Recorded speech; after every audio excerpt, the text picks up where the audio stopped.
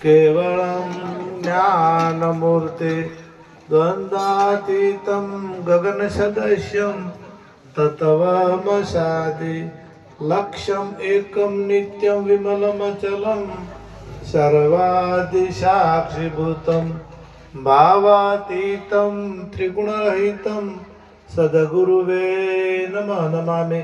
सद्गुरु महाराजनो जय, पधारेला हरि गुरु संतनो जय, સદગુરુ સદારામ બાપાનો જય।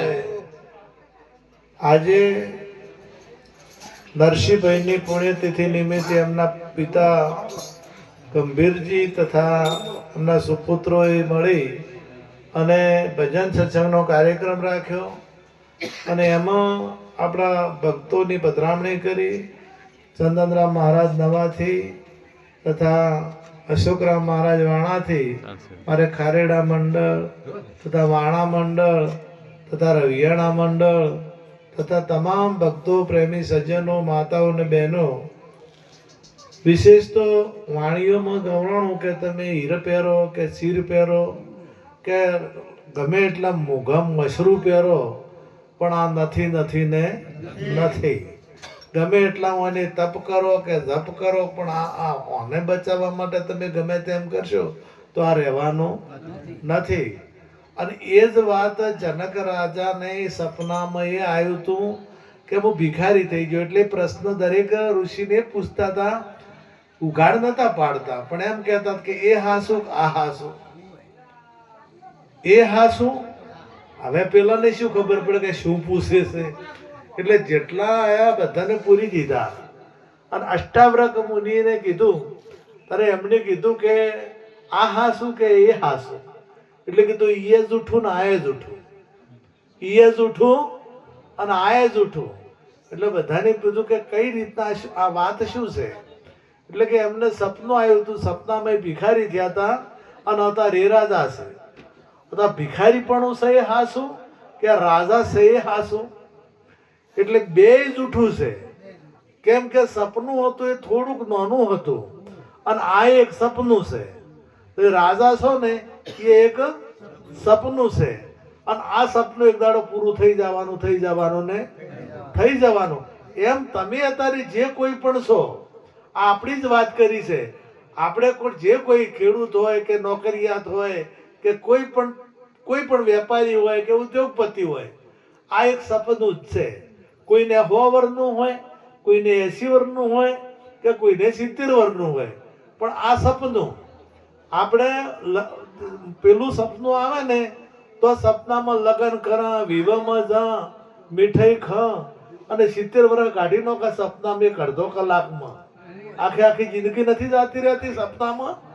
અને એ સપનું જાગે એટલે કોઈ ના હોય, જાગે એટલે મળ્યું કશું હોતું નથી। એમ આ એ સપનું જો તમે જાગી જો તો આ જે છે નહીં, આ જે તમને દેખાઈ રહ્યું છે એ વાસ્તવિક સત્ય નથી, આ એક સપનું છે। એટલે સપનામાં એક જણાને સપનામાં અને કોકે 50,000 રૂપિયા આલ્યા, એટલે કે ધંધો કરવો છે કોઈ હારો, એટલે ભાગીદાર ગોતતો હતો। એટલે મને કીધું કે તાર પૈસા વપરાઈ જાય, બેંકમાં મૂકી દીધા। એટલે બેંકમાં પૈસા મૂકી દીધા અને પૈસા બેંકમાં મૂક્યા અને બીજો ચોથો થોડાક દાડા થયા અને કોઈ હારો મળી જો માણસ ભાગીદાર, તો કે બેંકમાં તા પૈસા લઈ આવું। એટલે 11 વાગે બેંક ખોલી, એટલે પૈસા લેવા ગયો કે મેં 50,000 રૂપિયા સોમવારે મિલેલા છે એટલે મારે લેવા। એટલે કે તમે 50,000 રૂપિયા, તમારું નોમ શું?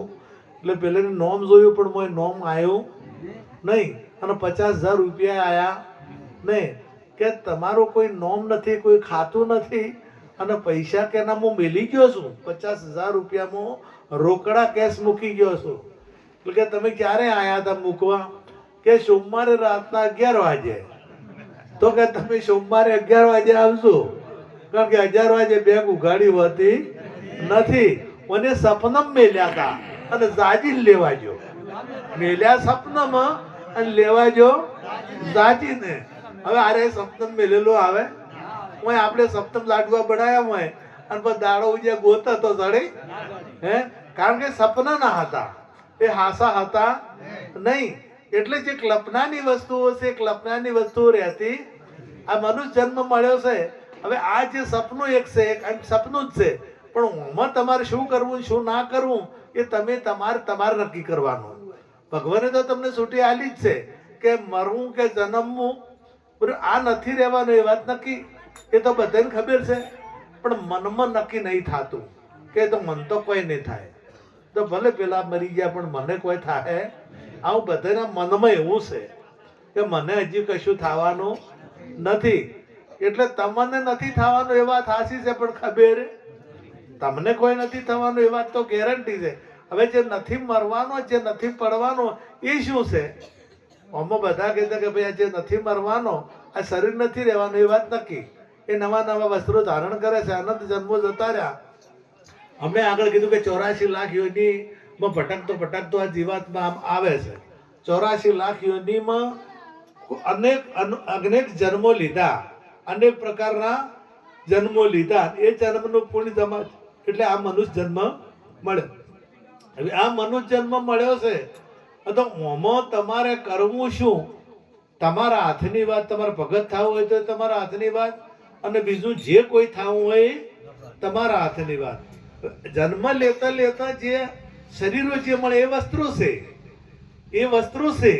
અને તમારું જે મૂળ સ્વરૂપ છે, દાખલા તરીકે હોનું છે, હોનાનો દાગીનો તમે ઘડાયો અને એ દાગીનો ભાગીને બીજો ઘડાયો, એ દાગીનો ભાગીને ત્રીજો ઘડાયો, એ દાગીનો ભાગીને ચોથો ઘડાયો. હોનું એકનું એક કે દોરો ભલે થયો, વેટી ભલે થયું, જોજર ભલું બુટીએ ભલે થયું, કડું ભલે થયું, આ બધું ભલે થયું, પણ હોનું એટલે નવું રૂપ ધારણ કર્યા. એમ આ શરીર અનંત રૂપો ધારણ કર્યા. કોઈ બકરીનું થયું કે કૂતરીનું થયું કે ભૂંડરીનું થયું કે ભૂંડરાનું થયું કે કૂતરાનું થયું, પણ જે એમાં રહેવા વાળો છે ને એ એકનો એ બીજો નથી. હવે એ કેવો હશે એ જે નક્કી કરવાનો છે, એ જે જ્યાં સુધી ના નક્કી ના થાય એટલી ઘણા આપણો ફેરો અફળ. આ મનુષ્ય જન્મ તમે દિશા બજાશો અને જે વસ્તુ લેવા જાશો એ વસ્તુ લેતા નથી અને ગોટા માર કરો છો. બીજું બધું ઘણું લીધું મોયતું, પણ જે લેવા જાશો એ નથી લીધું અને પાછા ઘેર આયા તો ફરી એ બાકી તો રહી ગયું ને, તો એ લેવા તો જવું પડશે ને. જે બાકી છે એ બાકી લેવા ફેર જવું પડશે. એમ આ મનુષ્ય જન્મ શા માટે મળ્યો છે? પણ પરમાત્માની ઓળખાણ કરવા માટે જ મળ્યો છે, આત્માની ઓળખાણ કરવા માટે જ મળ્યો છે. અને આ ફેરામાં જો એ બાકી રહી જાય ને તો મેળ આવશે નહીં. એટલે પદ કીર્તિભાઈ બોલજો પાછળ. જો રે વિચારી રે હો જુગતી વગાડવા વાળા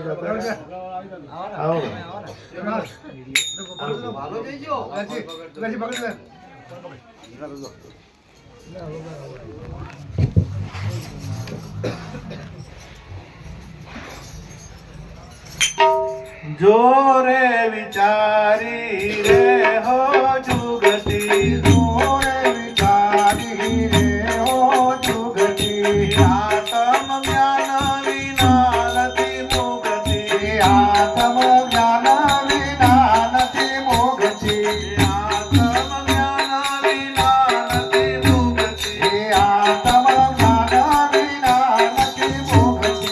અનેક ઉપાયો છે એવા, અનેક ઉપાયો છે એવા, પાડો મોટો પખાડો બનેવા,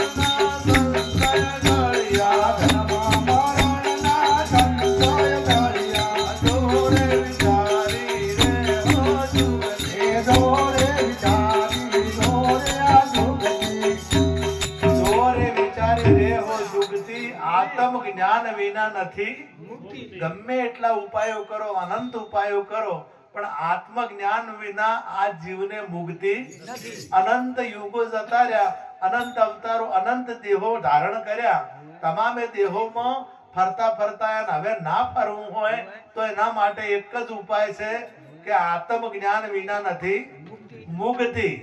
હવે કીધું ઉપાયો કરે છે આ જીવાત્મા છે ને, ઉપાયો તો ઘણા કરે, તરફ કરે, વ્રત કરે, ઉપવાસ કરે, દશામાનો વ્રત રાખે, કોઈ અવ્રજ્ય વ્રત નો વ્રત રાખે, કોઈ ગૌરી નો વ્રત રાખે, કોઈ વ્રત નોય પાર નહીં. આપણે સોમવાર, આપણે શિયાળા આવે એટલે ચોમાસું આવે ને સોમવાર શ્રાવણ મહિનો આખો ઉપવાસ કરે, આ બધું કરે. પછી હેડતા રણુંજય જોય, દ્વારકા જોય, આ બધું કરે. પણ આ બધું કરવાથી, અનેક ઉપાયો કરવાથી આત્માની ઓળખાણ થતી નથી, પરમાત્માની પ્રાપ્તિ થતી. અને એમાં ગીતા સાક્ષી પૂરે છે કે દાને તપે, તપથી કે દાનથી કે વ્રતથી હું દેખાવ એવો નથી. એટલે ઉપાયો તો ઘણા કરે છે. પાડો મોદો હોય, પેલા આપણે ઘર કરવા આવતા ને, ઓઢ ઘર કરવા આવતા એટલે પેલા બધાને જોયેલી છે, નમન ને ખબર હોય, પણ પાણી ભરવાની પખાલીઓ આવતી હે, અને પખાલી કરીને પાણી લાવતા અને માટીના ઘર કરતા, એટલે માટીના પાણી ઓઢે ન જ આવતા ને તો, અને એને પખાલીઓ હતી. પાડા ઉપર પેલી પખાલી બે બાજુ, અને એ પાણી અને ભરીને તળાવ મથું લાવે. હવે પાડો મોદો છો અને પછી પખાલને ડોબજી તો રોગ પાડાનો જાય? ગમે તેમ કરો તો રોગ પાડાનો જાય. હવે મન મોદું શું છે અને આ ડોબ મને જશે. હા, મોદું કોણ છે? મન ને ભૂસું રાખે મને, અને હેડાડા મહી નોખે મને, તોડી નોખે મને. મન મોદું શું છે? મન આ મોદા મનને રોગ તો એનો મટાડવાનો કે. હવે મોદું મનને રોગ મટાડવા માટે શું કરવું પડે એ કોઈ પૂછતા નથી. મથે છે ખૂબ, પણ મેળ આવતો નથી. એટલે જગતની અંદર જો કદાચ આ તમામે તમામ ભક્તિના માર્ગે ના જવા દેતું હોય તોય મન, કદાચ સાચી આત્માની ઓળખાણ ના કરવા દેતું હોય તોય મન, અને ગુરુ સરને ના જવા દેતું હોય તોય મન. કેમ કે અહમ હોય છે. હું તો બધું જાણું છું, મેં તો બધા પુસ્તકો વાંચેલા છે, અને મારે કોઈ પૂછવા પણ છે નહીં. તમારે એને જે એ થઈ ગયું ને એ કોઈ દાડો કોઈની વાત સાંભળી શકે નહીં. એટલે પહેલું તો આપણે આમ ગણવા દે તો કશું જાણતા જ નથી. જ્યાં સુધી ભગવાનને નથી જાણ્યો, આપણા ભેળો હોવા છતાં, આપણા પાસે હોવા છતાં આપણે જેને નથી ઓળખતા, આ કેવો છે એ આપણે નથી ઓળખતા, તો આપણે મોટા મોટી ભૂલ ને હવે આપણા પાસે રહેશે તો આપણે ઓળખી શકતા નથી. આત્મા, ભગવાનની વાત છોડો, આત્મા એ તો તમારા નક્કી છે જ કે કદાચ, તો હવે એને આપણે નથી ઓળખી શકતા, મોટા મોટી ભૂલ છે. એટલે એ મટાડવા માટેની દવા કરતા નથી, અને ઓનું લોહી પી જાય. બધું આ તપ કરી તો કષ્ટી કેને પડે?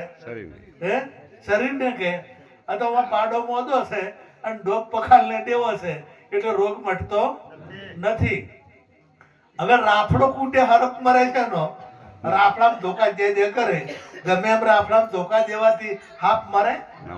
રાફડો કૂટવાથી હાપ મરે નહીં. એમ જન્મ મરણનો સંશય મટાડવા વરે ગમે એટલા તપ કરશો અને ગમે એટલી કષ્ટી આલશો તો જે જન્મ મરણનો સંશય છે એ સંશય મટશે નહીં. તો એ જાગી જાય ને, એ પોતે જાગી જાય. સપનમ ભિખારી થઈ ગયો, જાગી જાય, ખબર પડે કે હું ભિખારી નથી. સપનમ ભિખારી થઈ ગયો તો ને, જનક સપનમ ભિખારી થઈ ગયા હતા, અને જાગી જાય એટલે ખબર પડી કે હું રાજા છું. એમ હોય સપનામાં તમે નાના છો, એક સપનું છે, અને એમાં નક્કી થયું છે કે હું અમુકનો છોકરો છું, અમુકનો ગોમનો છું, અને મારી આટલી ઉંમર હશે અંદાજે કે કદાચ 80 વર્ષ, 100 વર્ષ, 90 વર્ષ, પછી 4 વર્ષમાં આવેલું એ તો એની કોઈ ગેરંટી. હા, અને અમુક જાતનો છું, અમુક શાખનો છું, આવું નક્કી થયું. પણ જાગી જાય ને, જો જાગી જાય તો એ નથી કોઈ વર્ણવાળો, જાગી જાય તો નથી કોઈ શાખનો, જાગી જાય તો નથી કોઈ ઉંમરવાળો, અને જાગી જાય તો નથી કોઈ ગોમનો, અને જાગી જાય તો નથી કોઈનો છોકરો. આવું એનું સ્વરૂપ છે. પણ જાગવા માટે જાગજે જીવડા જાગજે, તારું જીવન ઉગમ જાય. જાગજે જીવડા જાગજે એટલે ચમ કીધું કે આપણે આખે હાલત કોઈ ઊંઘેલા છે પણ અજ્ઞાનતાની દશા છે એને ઊંઘ કીધી. જે અજ્ઞાનતાની દશા છે એને ઊંઘ કીધી અને એ ઊંઘમાંથી જાગવાનું કીધું. અને એ ઊંઘમાંથી જાગે તો પોતાનું સ્વરૂપ કેવું છે એનું ભાન થાય. અજ્ઞાનતાની ઊંઘમાં ઊંઘાઈ ગયો છે એ જાગી જાય પોતાનું સ્વરૂપ કેવું છે. પ્રથમ ભાન ભૂલ્યો પોતે. પ્રથમ ભાન પોતે જ ભૂલ્યો છે તાર બીજો કોઈ ભૂલ્યો નથી. એને જ ખબર નથી હું કોણ છું, હું કયા ક્યાંથી આવ્યો છું અને મારે ક્યાં જવું છે એને નહીં ખબર. એટલે એ ફોન ભૂલ્યો છે. હવે આ બીજા ગોમ જઈને ગોતે ભૂલ્યો છે નવામાં અને આહાડમ ઘર એનું ગોતે તો જડે ગમે એમ ફોફો મારે. ખાડેડમ નવામાં ભૂલ્યો અને ખાડેડમ જઈને ઘર ગોતે તો જડે. અને પછી અહીંયા કોક કે અમે તમે ચિયા ગોમ ના છો કે અમે નવા ના છો ત્યારે ખાડેડમ ગોતો તો પછી ગોડો ગણે કે ના ગણે કોક તે મૂર્ખો ગણે કે ના ગણે. એને કે ગોત્યું છે કે એનું ઘર તો એના ગોમમાં હોય બહાર બીજે હોય અને ગોતે છે બીજા ગોમમાં. એમ આ તારું ઘર કયું તારું ઘર સંભાળ. આપણે પેલું ભજન નથી ભૂલ્યો શું ગમે ભમરા ઘર પોતાનું સંભાળ. તમારું ઘર કયું અને આરે ગોતે છે બીજા જીવાતમાં બીજા ગોતે છે. કોકના ગામમાં કોકનો દીકરો થઈ જાય છે તો કોકનો ઘર થઈ જાય છે, કોકનો ભાઈ થઈ જાય છે, કોકનો કાકો થઈ જાય છે, કોકનો મોમો થઈ જાય છે, કોકનો માહો થઈ જાય છે.